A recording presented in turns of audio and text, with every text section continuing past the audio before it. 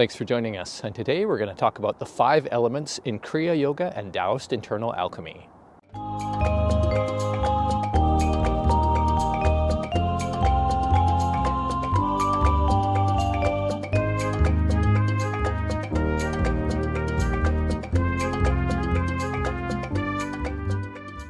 So the 5 elements are used both in Kriya Yoga and in Daoist internal alchemy for their respective practices. So in Kriya Yoga, the 5 elements are earth, water, fire, air, and ether. And in Kriya Yoga, the idea is that the elements are a form of successively condensed energy. So the idea of it being an omnipresent Om vibration, the omnipresent vibration from the divine that permeates the entire cosmos being stepped down into successive grosser elements. So the Om vibration concentrating itself down to the ether, which then concentrates itself down into the air vibration, which then concentrates itself down into the fire, into the water, and then down into the earth. And so the idea is that our consciousness, as connected to the chakras, is a condensation of that divine energy into successive grosser states, and them being associated with the chakras. So the throat or Vishuddha chakra being associated with the ether element, the heart or Anahata chakra being associated with the air element, the Manipura or navel area, abdomen area associated with the fire element, the Swadhisthana chakra associated with the sacral area being associated with the water element, and then the Muladhara chakra, the base chakra or root chakra at the base of the spine, coccyx area, being associated with the earth element.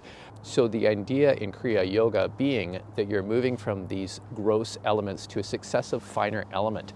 So the idea of the earth element as being associated with the body and the body consciousness. And so a yogi wants to transcend that body consciousness, right? To move towards spirit, right? Towards the Om vibration, towards a divine consciousness. And so when you're doing techniques like Om Japa and you're doing your Kriya Pranayama and so on, that you're getting this internalization, right? This pratyahara, and then moving to a higher and higher element, moving your way back to the omnipresent Om vibration. So that's the model in Kriya Yoga. In Daoist internal alchemy, it has a very different perspective. The idea in Daoist internal alchemy is that the 5 elements are part of manifestation, right? So it's really seen as phases of chi, prana, or life force.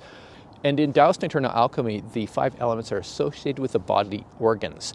And the idea being that we want to balance the chi flow, the energy flow within the organs to create a harmony.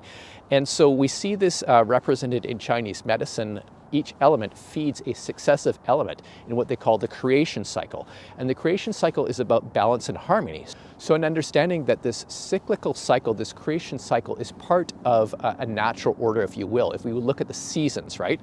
We don't just have summer all the time. We have summer, which then shifts towards autumn, right? Which then shifts towards winter, which shifts towards spring, and then back to summer.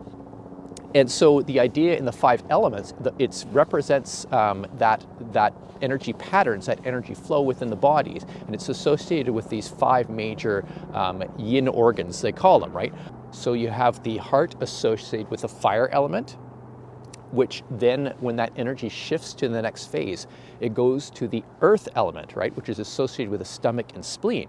That energy then shifts towards the mental element. It starts to sink down, right? That's associated with the lungs, which further sinks down to the kidneys, right, the water element. And then from the water element, it starts to move in the cycle again towards the wood element or spring, right? And then up to the fire element or the heart. So this cyclical motion of the elements is about establishing a balance in the harmony of the flow of the life force, of the chi, right? And so when you are doing a Daoist internal alchemy, what you're trying to do is to establish balance and harmony. And from that balance and harmony, you're grounding your sadhana, your spiritual practice, as we say in yoga, right? Now, this is very different from Kriya Yoga, where you're initially doing some grounding exercises through Mahamudra, etc., trying to ground yourself, but you're really trying to get into a sense withdrawal. You're not trying to establish a balance and harmony. The idea being in Kriya Yoga that by doing Kriya, Pranayama, and associated practices, you will start to even out the energy in your chakras, right? So they use that way as sort of a balancing. But the goal in Kriya Yoga is really about transcending these grosser states of awareness and moving to a more refined awareness, right? Whereas in Daoist internal alchemy, you are really just trying to establish that balance and harmony initially, which is the way that we use our energy on the day-to-day basis, right? Now, signs that we don't have a balance and harmony in our everyday experience is that we have these predisposed reactions to things. Like we are primed to act towards certain situations in certain ways. In yoga, they call this samskara, right? A karmic seed tendency. But in Daoist internal alchemy, we talk about them as patterns of the life force, right? The way we've utilized our energy, which has a certain pattern. We created the pattern to begin with to deal with something, right? To be functional in the world, to have a functional reaction to something, and then that pattern gets solidified, right? And so in Daoist internal alchemy, we talk about stagnant patterns of qi, right?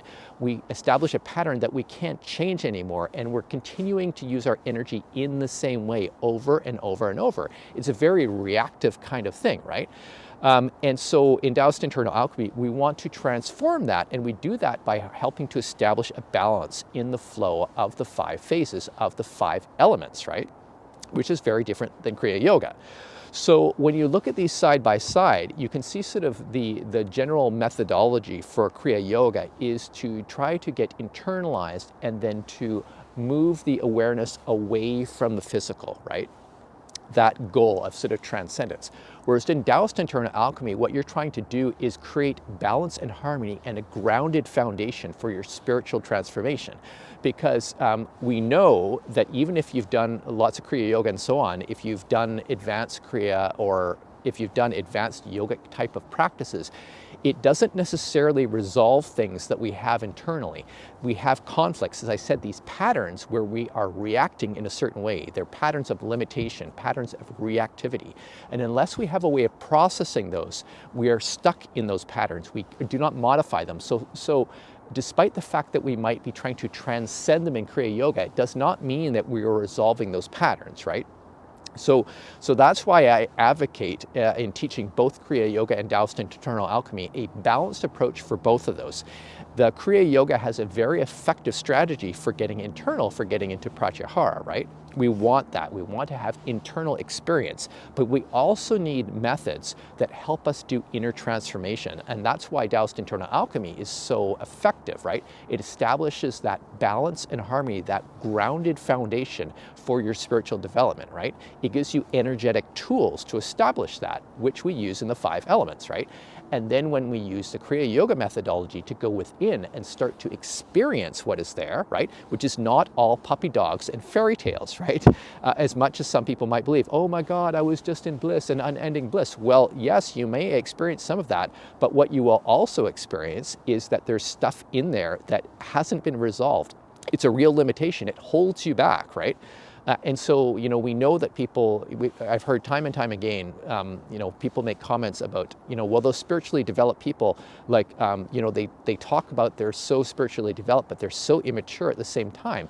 Now, this is just an observation from external, right? But the thing is, when you start to do advanced yoga practices, right, like Kriya Yoga, where you're using the flow of your energy, it tends to magnify everything, the good and the bad.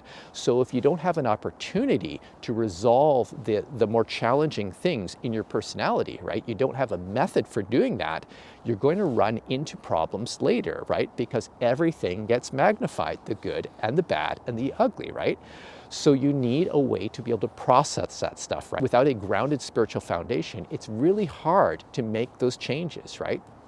People can often get to, being considered this sort of exalted spiritual beings, but at the same time have some real foundational weaknesses in their character, right? And so by establishing a grounded foundation in Daoist internal alchemy, in the 5 elements, and using that as your base, if you will, onto which to build your spiritual practice, you have a very effective foundation for your spiritual development. So if you have any questions about this video, feel free to send me an email at info@modernkriya.com. Also check our website at modernkriya.com and our YouTube channel. So thanks for joining us, and we will see you next time.